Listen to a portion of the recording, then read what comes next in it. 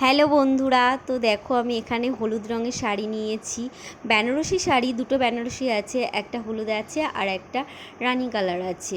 তো দেখো এই শাড়িটা দিয়ে না আমি এখন রাধাকৃষ্ণের জন্য ড্রেস বানাবো। আর এটা দিয়েও ড্রেস বানাবো। দেখো ওখানে যে ঘাগরা শাড়িটা ছিল না, ওই ঘাগরা শাড়িটা বানাবো।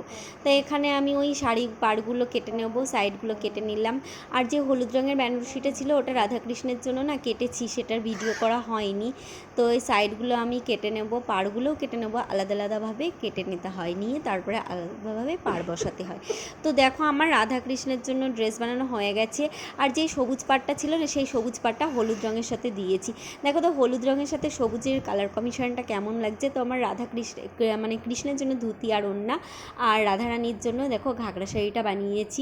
কেমন হয়েছে কিন্তু তোমরা অবশ্যই কমেন্ট করে জানাবে। আর কালার কম্বিনেশনটা তোমাদের কেমন লাগছে সেটা কিন্তু আমাকে জানিও। আর কোনটা বেশি ভালো লাগছে দেখো, দেখতে দেখতে একটা হলুদ রঙের কিউট একটা রাধারানীর জন্য ব্লাউজ চলে এসেছে।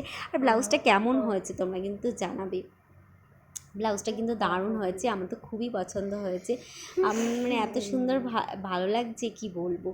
তো এই হলুদ রঙের জন্য আর একটা আমি গোপালের ড্রেস বানিয়েছিলাম। তো দেখো একটু বেঁধে রেখেছি, বেঁধে রাখলে না একটু কুচিগুলো ভালো হয়, তার জন্য বেঁধে রেখেছিলাম। আর এই রঙের শাড়িটা দিয়ে, বেনারসিটা দিয়ে ছটা জগন্নাথ দেবের জন্য বানিয়েছি।